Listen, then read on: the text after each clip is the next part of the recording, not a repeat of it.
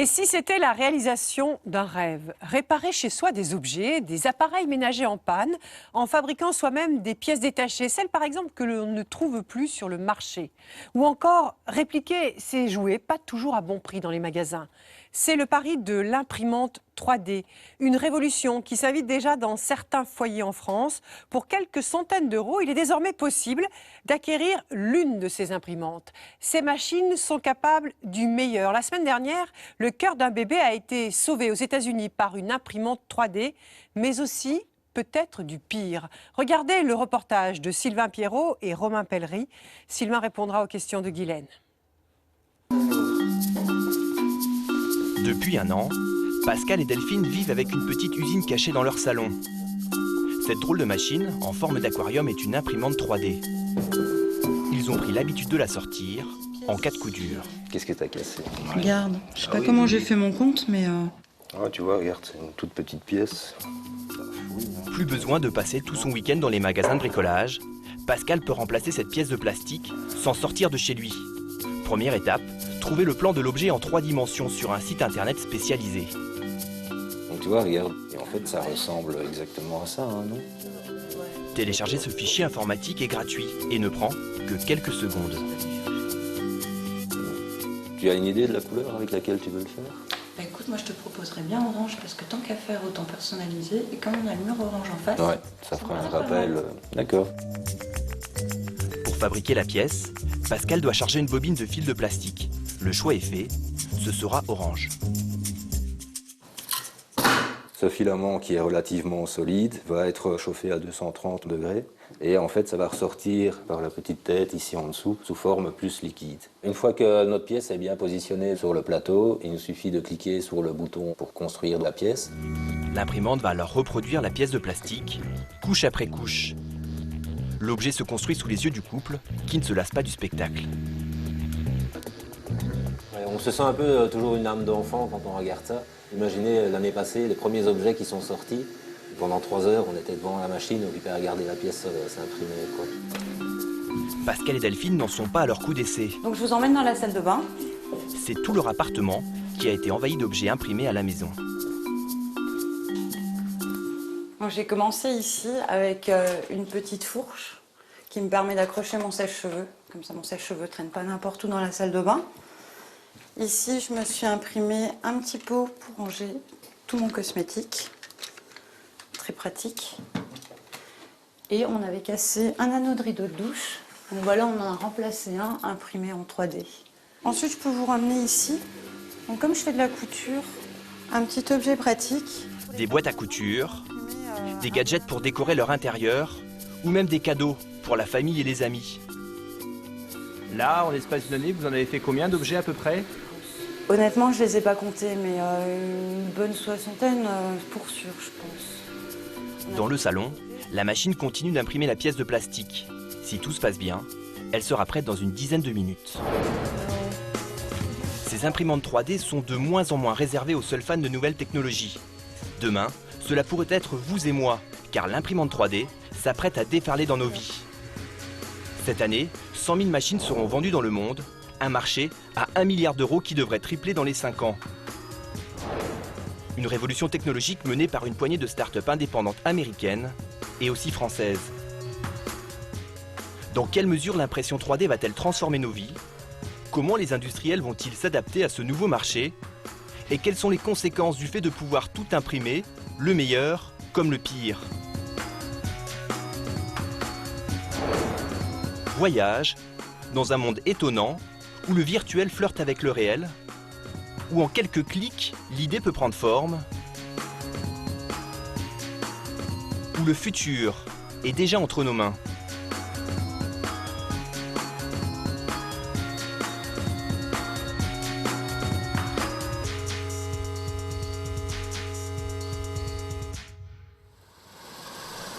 Retour à Thionville. Dans le salon de Pascal, c'est le moment de vérité.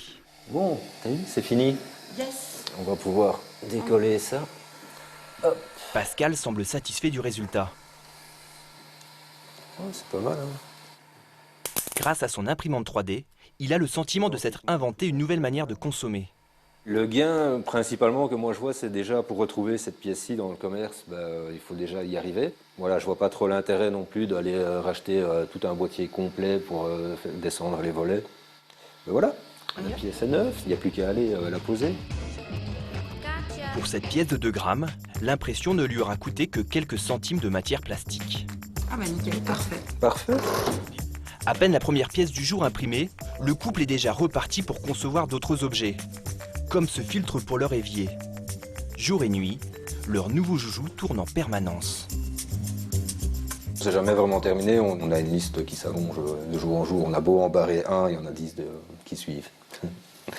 Mais bon, on va s'y mettre. Hein. On y va. Allez, viens. Pascal et Delphine ont payé leur imprimante 2 700 €. C'est beaucoup d'argent, mais il y a encore 2 ans, acheter un modèle aux performances équivalentes coûtait 3 fois plus cher. À l'époque, ces machines étaient réservées à un usage professionnel, mais plus maintenant. Jamais ces machines et le grand public n'ont donc été aussi proches. Pour beaucoup, cette évolution technologique est une chance. D'autres, en revanche, s'en méfient. Avec ces milliers de fichiers pré-imprimés que l'on trouve facilement sur Internet, elle ouvre le champ à la copie illégale et illimitée. Démonstration avec un des Français qui connaît le mieux ces machines. Bonjour, Marc Foll gère un site d'actualité sur l'impression 3D. vous installez, c'est ici que se trouve ma mini-fabrique avec tout le matériel d'impression. En quelques clics, un constat s'impose. Imprimer des figurines en plastique est un jeu d'enfant, tant les sites spécialisés tiennent du catalogue du Père Noël. Alors vous avez des sites spécialisés pour le téléchargement de fichiers. Alors, on va aller dans l'univers par exemple de Star Wars, pourquoi pas chercher Yoda. Et là on voit qu'il y a plusieurs fichiers directement téléchargeables et ces fichiers vous allez pouvoir les imprimer directement chez vous. Nous téléchargeons le fichier 3D de la célèbre fusée de Tintin, à la fois jouet pour les enfants et objet de déco pour les plus grands. Et 5 heures plus tard, magie de l'impression, elle apparaît sous nos yeux. Nous avons ici la fusée qui est donc finalisée. Là elle est un peu grossière et là donc on va enlever ces éléments de support petit à petit pour laisser apparaître en dessous la fusée complètement finalisée. Alors là il y a un côté quand même magique parce qu'on découvre l'objet qu'on a créé chez soi, un peu comme un œuf surprise où à l'intérieur on va trouver son cadeau. Ne reste qu'un coup de peinture. Les prochains modèles imprimeront directement en couleur. Coût de revient de cette fusée imprimée à la maison, à peine 3 €, le prix de la matière première. Dans le commerce, la fusée officielle avoisine les 45 €. Et Marc Foll aurait pu faire encore mieux. Alors nous avons ici un modèle que nous avons imprimé en plus grand et pour ce faire nous l'avons imprimé par étage que l'on reconstruit afin de l'avoir en beaucoup plus grand. Et on aurait pu la faire encore plus grande ou plus petite ou avec des couleurs différentes car l'impression 3D nous permet de personnaliser complètement cette fusée. Qu'en pensent les propriétaires de la marque Tintin? Direction donc Bruxelles. Et ici, on ne rigole pas avec ce monument national. Chaque année, il s'écoule plus d'1 million d'albums dans près de 64 langues et des milliers d'objets dérivés, dont la fameuse fusée. Moulinsart, la société en charge de l'exploitation des droits de Tintin, nous reçoit dans ses ateliers. Bonjour. Bienvenue dans l'univers 3D de Moulinsart. Donc voilà Tintin au Congo, Tintin en Amérique, l'étoile mystérieuse. La fusée, c'est vraiment une icône. C'est l'aventure, c'est la découverte, plein de choses. Donc c'est le rêve aussi. Alors, dans ces ateliers où sont conçues les figurines originales, se sent-on menacé? On n'a pas de crainte. Les gens qui créeraient un personnage comme ceci sur les imprimantes 3D, ils n'atteindront jamais la qualité qu'on atteint. Je voulais vous montrer quelque chose qu'on a fait nous, juste pour que vous me donniez un peu votre opinion sur... je vous laisse la prendre. Donc ça, c'est une fusée qu'on a imprimée assez facilement et qu'on a peinte après. Oui. Mais, proportions ne sont pas justes. Je peux sourire. Ça, c'est aussi naïf que les Tintins qu'on vend sur les marchés africains, qui sont des Tintins taillés dans un bloc de bois avec Tintin qui porte Milou dans ses bras. Donc c'est très rigolo. C'est aussi rigolo qu'un objet africain. Nos spécialistes de Tintin ne semblent pas impressionnés. Nous montrons le deuxième modèle imprimé. Alors j'en ai une autre à vous montrer. C'était une autre manière de faire avec différentes couches, qui est un peu plus grande, donc on l'a pas encore collé. Hein. Et c'était juste aussi pour avoir votre... Là, ça commence à nous intéresser, on est d'accord. Quoi? La personne qui a créé ce découpage, c'est un designer industriel ou c'est un amateur? Ça, on ne sait pas. Nous, on a trouvé le fichier sur Internet. Oui. C'est évident que cette fusée, dans ses bonnes proportions et avec cette méthode de montage, c'est un très beau boulot. Et un danger pour vous? On le constate. Donc voilà. Devant notre caméra, ces responsables n'en diront pas plus. Feront-ils bientôt la chasse à ces internautes qui s'échangent les plans de leurs figurines? Mystère. Mais au fait, comment ces milliers de fichiers sont-ils créés? Pour le comprendre, nous retournons chez Marc Foll, notre expert en imprimante 3D. En réalité, il suffit juste de s'équiper d'un scanner 3D. Un objet fascinant. Celui-ci est grand public, il ne coûte que 500 €. Nous faisons le test avec un Playmobil. Donc on met notre Playmobil de face et on va lancer le scanner et vous allez voir le laser parcourir le Playmobil. Le scanner agit alors comme une photocopie de l'objet, mais en 3 dimensions.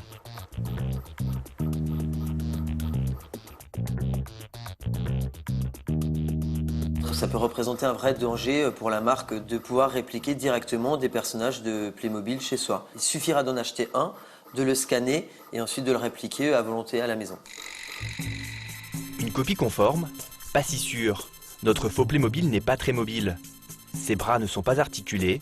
Mais Marc Foll est convaincu que bientôt, des internautes trouveront le moyen de décomposer la célèbre figurine et de donner vie à leur copie. Que pourra faire la marque? Pas grand-chose, selon notre spécialiste. Alors copier chez soi, pour l'instant, il y a un réel vide juridique. Vous pouvez totalement scanner un objet et le copier chez vous. On ne va pas pouvoir vous attaquer. Par contre, vous n'aurez pas le droit de vendre l'objet, parce qu'il est protégé par la propriété intellectuelle. De quoi donner des sueurs froides aux géants du jouet, car les fabricants d'imprimantes 3D veulent conquérir le monde. Leur quartier général se trouve de l'autre côté de l'Atlantique. Aux États-Unis, l'impression 3D fait déjà un peu plus partie du quotidien des Américains. À New York, le numéro 1 mondial des imprimantes grand public, MakerBot, a réussi à faire de ses machines une attraction touristique. Ce touriste suédois est venu spécialement se faire tirer le portrait. C'est cool, c'est vraiment le truc du moment. Je me suis dit qu'il fallait vraiment essayer. Et après avoir été scanné pendant quelques secondes, il va repartir avec son buste, pour 30 $. Se faire imprimer le portrait serait donc le dernier cadeau à la mode à New York. Il y a d'ailleurs un buste qui trône en bonne position dans la boutique. C'est celui d'un homme devenu une star en l'espace de 3 ans, Brie Pettis, le fondateur de MakerBot. Nous avions rencontré Brie Pettis en 2011 dans ses locaux situés dans un vieux garage de Brooklyn. À l'époque, il fallait faire preuve de pas mal d'imagination pour croire au potentiel de ces machines au look un peu archaïque. Mais lui, il y croyait déjà. Quand vous commencez à fabriquer par vous-même, c'est un bouleversement. Je ne pense pas qu'on va enterrer l'industrie traditionnelle dans les 5 ans à venir, mais laissez-nous juste un peu de temps. L'histoire de Brie Pettis a tous les ingrédients d'une success story à l'américaine. Son entreprise en plein développement a emménagé dans des bureaux de 3000 m². Et cette fois, nous devrons négocier de longues heures pour accéder au gourou de l'imprimante 3D. Brie Pettis est aujourd'hui beaucoup plus que le simple passionné d'informatique que nous avions rencontré il y a 3 ans. Si je suis une superstar, j'espère que c'est pour inspirer les gens, changer le monde, avoir de l'impact. Les gens me parlent du futur, mais le futur, ce n'est pas quelque chose de très éloigné de nous, une sorte d'utopie comme ça. Non, vous pouvez vivre dans le futur, dès maintenant. Brie Pettis a de quoi envisager l'avenir avec sérénité. L'été dernier, il a revendu son entreprise pour 400 millions $. Une fortune qui ne l'a pas poussé à revoir ses ambitions à la baisse pour les imprimantes qu'il a inventées. Bien au contraire, Brie Pettis se voit comme un révolutionnaire. C'est vous qui avez le choix. C'est vous le créateur. Ça change profondément votre manière de consommer. Vous ne pourrez plus faire marche arrière. Une fois que je vous aurai donné ce super pouvoir, vous ne voudrez plus qu'on vous l'enlève. Créer ce que l'on veut quand on veut, l'idée est séduisante. Mais le problème avec les super pouvoirs, c'est que certains peuvent en abuser. L'an passé, pour la première fois, une arme à feu 100% en plastique a été imprimée. Son nom, le Liberator. Le cauchemar des autorités américaines car indétectable dans les portiques d'aéroports. Le créateur de cette arme fantôme, un jeune homme de 26 ans, Cody Wilson. En mai 2013, cet étudiant en droit originaire du Texas met sur Internet le fichier de l'arme qu'il a inventé. Les autorités tentent de le stopper, mais trop tard.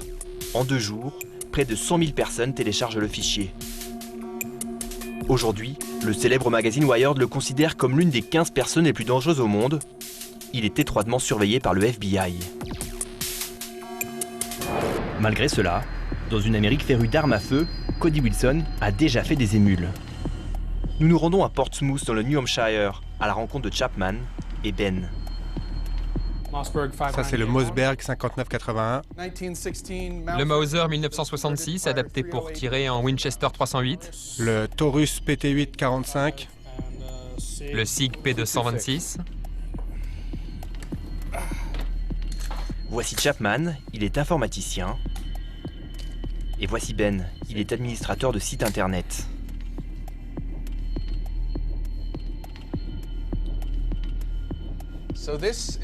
C'est mon quartier général ici, avec mes 2 ordinateurs les plus puissants.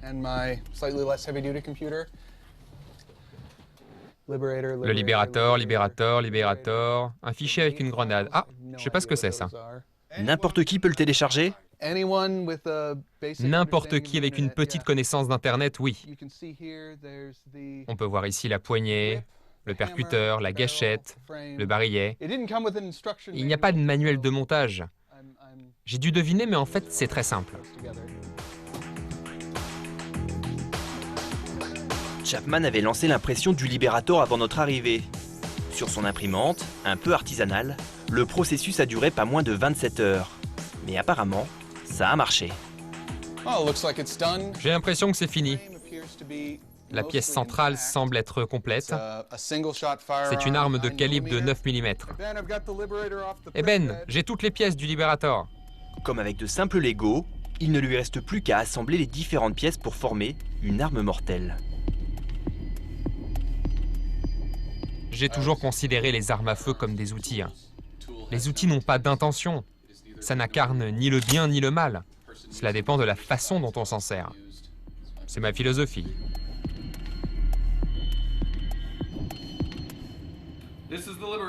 Et voilà le Liberator. La prochaine étape est d'aller au stand de tir, le charger et d'appuyer sur la gâchette. C'est quand même quelque chose. Rendez-vous est donc pris pour le lendemain matin. Mais à notre arrivée, Chapman nous a réservé une petite surprise. Voici la pièce centrale d'un fusil d'assaut AR-15. Je l'ai imprimé cette nuit. Si je l'avais acheté dans un magasin, cette pièce aurait eu un numéro de série et il m'aurait demandé mon casier judiciaire. C'est donc une pièce essentielle, la seule que contrôlent les autorités américaines. En l'imprimant lui-même, plus de numéro de série sur l'arme, il devient invisible aux yeux de l'administration. Pour assembler un fusil d'assaut entier, il suffit ensuite de commander les pièces complémentaires sur Internet, et pour cela, aucun permis n'est nécessaire. Quand on leur demande si cela ne va pas trop loin, les 2 amis ne voient pas vraiment le problème. Ça fait des années que certains fabriquent des armes en métal de façon clandestine. Alors les interdire parce que c'est sorti d'une imprimante 3D, c'est juste idiot. C'est une mauvaise façon de faire de la politique. C'est réactionnaire et rétrograde. Résultat, une arme de guerre, inconnue des autorités et complètement intraçable.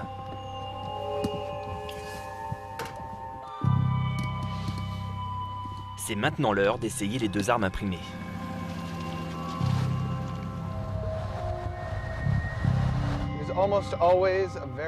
C'est toujours cool d'aller au stand de tir. Bien qu'étant un habitué des lieux, Chapman a pris ses précautions et choisi un stand de tir à l'écart de la foule pour ne pas trop attirer l'attention. Il commence avec le Liberator, la petite arme 100% en plastique. Chapman n'est pas trop rassuré, le pistolet reste un prototype qui ne tire qu'une seule balle à la fois et dont la fiabilité est plus qu'hasardeuse. Premier essai.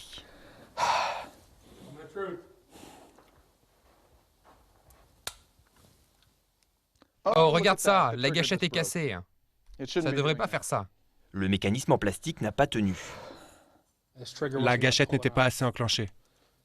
C'est peut-être à cause du froid qui a rendu le plastique trop dur. Ouais, je crois que ça pourrait être ça. Le test se poursuit avec le fusil automatique.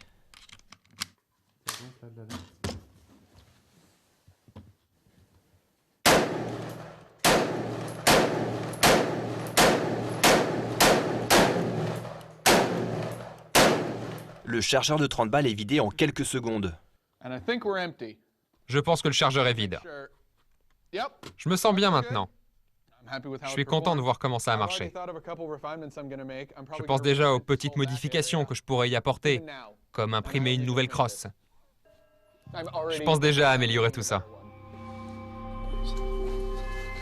Les premières machines 3D capables d'imprimer en métal seront disponibles au grand public dès cette année, ouvrant la voie aux scénarios les plus inquiétants. Le marché de l'armement offert au plus grand nombre. Mais à ce jour, seul un sénateur de Californie semble avoir pris la mesure des dangers de ces ghost guns, ou armes fantômes. La menace est réelle. Je vais proposer une loi pour interdire la vente, la fabrication, l'achat et la revente des armes en plastique et celles qui sont auto-assemblées, appelées aussi armes fantômes. Si cette loi a été votée en Californie, ailleurs, aux États-Unis, il existe encore un réel vide juridique sur la question des armes à feu imprimées. À Johannesburg, en Afrique du Sud, nous avons rencontré un homme qui a fait de ces machines l'instrument d'une bonne cause. Richard Van Haas était charpentier. Et pour lui, tout a commencé par un tragique accident de travail un jour de mai 2011, lorsqu'il perd 4 doigts en découpant des planches de bois. Quand quelque chose de mal vous arrive, soit vous vous enfoncez, soit vous faites quelque chose de bien. Je suis allé voir un prothésiste pour me faire remplacer mes doigts, et les coûts étaient tellement astronomiques que j'ai décidé de fabriquer ma propre prothèse. Lui qui n'y connaissait rien ni en médecine ni en mécanique a cherché pendant des mois le meilleur modèle possible. Alors voici par quoi j'ai commencé. C'est le RoboFinger.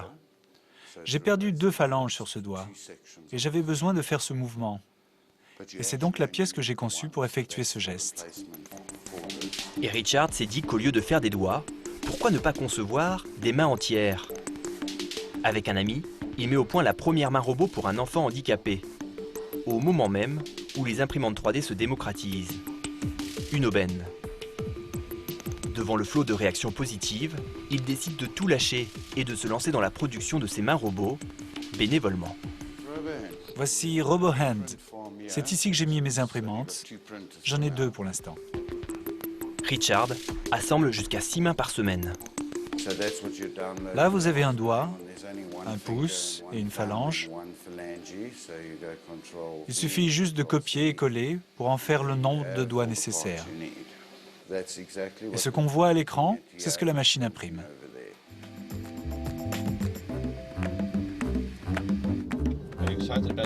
Pour la famille Miller, aujourd'hui est un grand jour. Hey, c'est oncle Richard. Leur fils, Thomas, 7 ans, n'a qu'une seule main depuis sa naissance et il s'apprête à recevoir sa main robot. Ce qu'on va faire, c'est terminer la main de votre fils, installer les dernières pièces de son bras, les fixer, et ça devrait être bon. Alors les amis, voici la nouvelle main. Waouh, elle est très jolie. Le principe de la main robot est très simple. 16 pièces de plastique imprimées, puis assemblées qui forment une prothèse entièrement articulée. Chaque fil conduit un doigt, et en repliant le coude, tous les doigts vont se fermer. Quand vous regardez, c'est juste hallucinant. Ça paraît simple quand vous voyez le matériel, mais quand vous savez ce que ça va changer pour Thomas, c'est incroyable. Petit problème. La main robot ne semble pas bien adaptée au bras de Thomas. Elle le serre un peu trop. Mais Richard a une solution pour cela. Un petit coup d'imprimante et une nouvelle pièce sortira à la bonne taille. Génial! Le gros avantage des mains robots, c'est leur coût. Un peu plus de 300 € contre 20 000 € pour les prothèses les plus modernes. Brian, le père, est simple vendeur dans un magasin. Mariska, elle, est mère au foyer. Impossible pour eux d'assumer le coût de ces prothèses hors de prix. Et après quelques réglages... Thomas, la prochaine fois que je te vois, je veux que tu puisses attraper la balle au vol.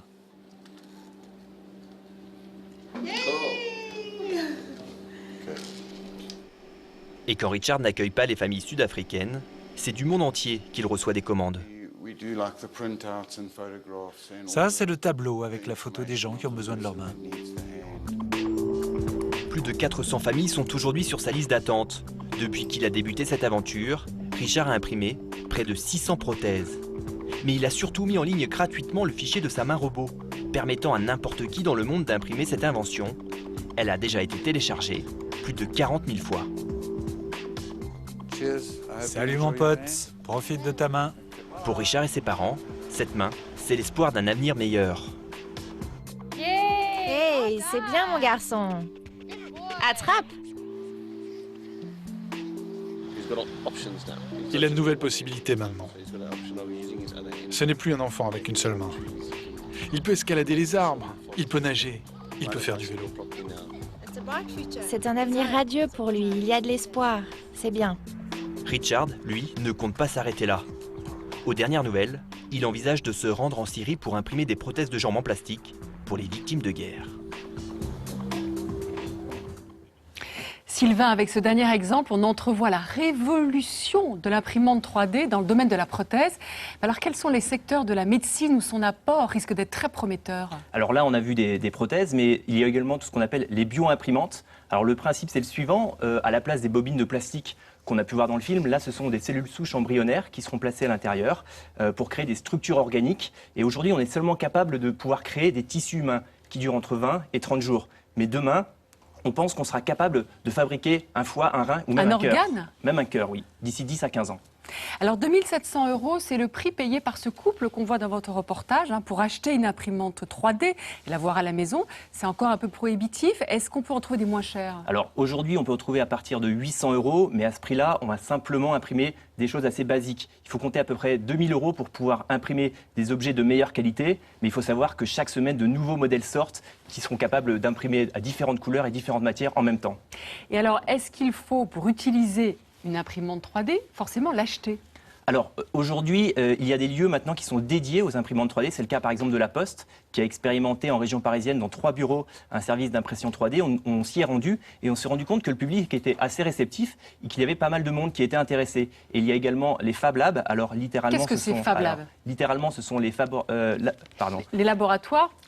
Oui, voilà, les laboratoires de fabrication. Et ils sont ouverts à tous, ouverts au public, et on peut venir y fabriquer l'objet qu'on veut. Et il commence à y en avoir un peu partout en France. Merci beaucoup Sylvain pour ces informations complémentaires.